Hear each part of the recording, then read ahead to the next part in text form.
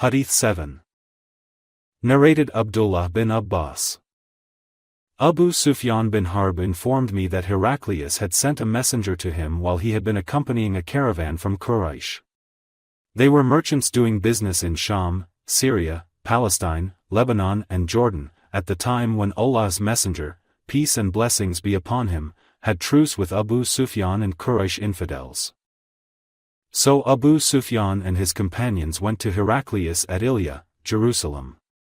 Heraclius called them in the court and he had all the senior Roman dignitaries around him.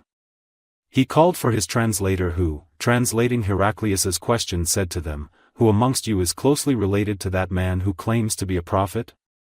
Abu Sufyan replied, "I am the nearest relative to him, amongst the group." Heraclius said, "Bring him, Abu Sufyan, close to me and make his companions stand behind him." Abu Sufyan added, "Heraclius told his translator to tell my companions that he wanted to put some questions to me regarding that man, the prophet, and that if I told a lie they, my companions, should contradict me." Abu Sufyan added, "By Allah! Had I not been afraid of my companions labeling me a liar, I would not have spoken the truth about the prophet." The first question he asked me about him was, "What is his family status amongst you?" I replied, "He belongs to a good, noble, family amongst us." Heraclius further asked, "Has anybody amongst you ever claimed the same, that is, to be a prophet, before him?" I replied, "No." He said, "Was anybody amongst his ancestors a king?" I replied, "No." Heraclius asked, "Do the nobles or the poor follow him?" I replied, "It is the poor who follow him." He said, "Are his followers increasing or decreasing, day by day?" I replied, "They are increasing." He then asked, "Does anybody amongst those who embrace his religion become displeased and renounce the religion afterwards?" I replied, "No." Heraclius said, "Have you ever accused him of telling lies before his claim to be a prophet?" I replied, "No." Heraclius said, "Does he break his promises?" I replied, "No. We are at truce with him but we do not know what he will do in it." I could not find opportunity to say anything against him except that. Heraclius asked, "Have you ever had a war with him?" I replied, "Yes." Then he said, "What was the outcome of the battles?" I replied, "Sometimes he was victorious and sometimes we." Heraclius said, "What does he order you to do?" I said, "He tells us to worship Allah and Allah alone and not to worship anything along with him, and to renounce all that our ancestors had said. He orders us to pray, to speak the truth, to be chaste and to keep good relations with our kith and kin." Heraclius asked the translator to convey to me the following, "I asked you about his family and your reply was that he belonged to a very noble family. In fact all the apostles come from noble families amongst their respective peoples. I questioned you whether anybody else amongst you claimed such a thing, your reply was in the negative. If the answer had been in the affirmative, I would have thought that this man was following the previous man's statement. Then I asked you whether any one of his ancestors was a king.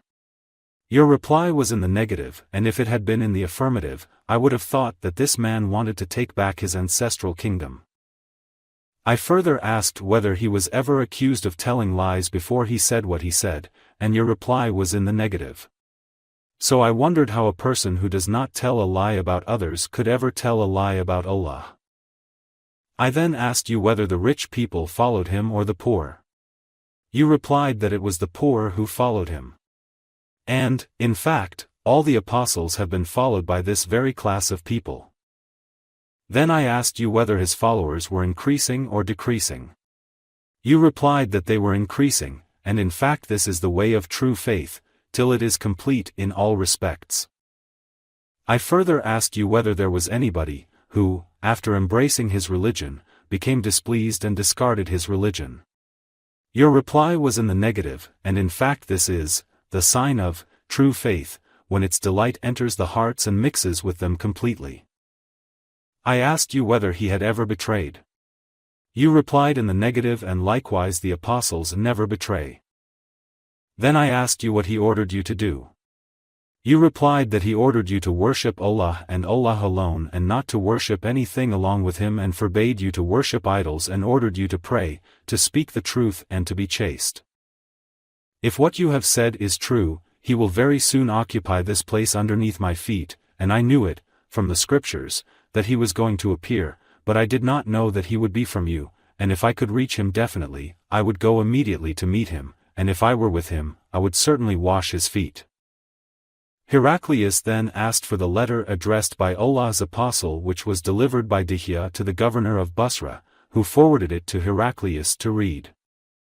The contents of the letter were as follows: In the name of Allah the Beneficent, the Merciful.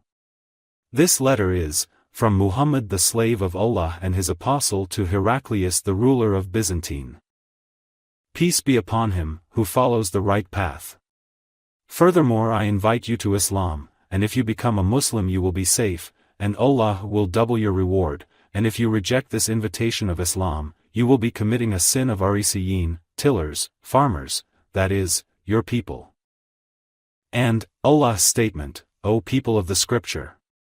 Come to a word common to you and us, that we worship none but Allah and that we associate nothing in worship with him, and that none of us shall take others as lords beside Allah.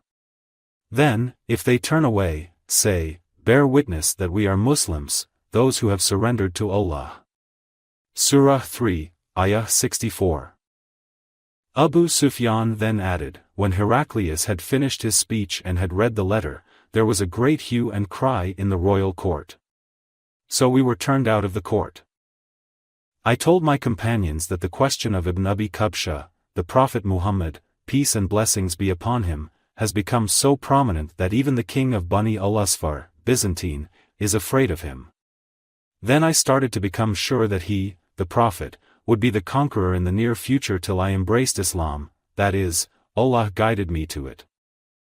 The sub-narrator adds, Ibn an-Nathur was the governor of Ilya, Jerusalem, and Heraclius was the head of the Christians of Sham. Ibn an-Nathur narrates that once while Heraclius was visiting Ilya, Jerusalem, he got up in the morning with a sad mood. Some of his priests asked him why he was in that mood. Heraclius was a foreteller and an astrologer. He replied, at night when I looked at the stars, I saw that the leader of those who practice circumcision had appeared, become the conqueror. Who are they who practice circumcision? The people replied, except the Jews nobody practices circumcision, so you should not be afraid of them, Jews. Just issue orders to kill every Jew present in the country. While they were discussing it, a messenger sent by the king of Ghassan to convey the news of Allah's messenger, peace and blessings be upon him, to Heraclius was brought in. Having heard the news, he, Heraclius, ordered the people to go and see whether the messenger of Ghassan was circumcised. The people, after seeing him, told Heraclius that he was circumcised. Heraclius then asked him about the Arabs. The messenger replied, Arabs also practice circumcision. After hearing that, Heraclius remarked that sovereignty of the Arabs had appeared. Heraclius then wrote a letter to his friend in Rome who was as good as Heraclius in knowledge. Heraclius then left for Homs, a town in Syria, and stayed there till he received the reply of his letter from his friend, who agreed with him in his opinion about the emergence of the Prophet, peace and blessings be upon him, and the fact that he was a prophet. On that Heraclius invited all the heads of the Byzantines to assemble in his palace at Homs. When they assembled, he ordered that all the doors of his palace be closed. Then he came out and said, O Byzantines! If success is your desire and if you seek right guidance and want your empire to remain, then give a pledge of allegiance to this prophet, that is, embrace Islam. On hearing the views of Heraclius, the people ran towards the gates of the palace like onagers, but found the doors closed. Heraclius realized their hatred towards Islam, and when he lost the hope of their embracing Islam, he ordered that they should be brought back in audience. When they returned, he said, What already said was just to test the strength of your conviction, and I have seen it. The people prostrated before him and became pleased with him, and this was the end of Heraclius's story, in connection with his faith.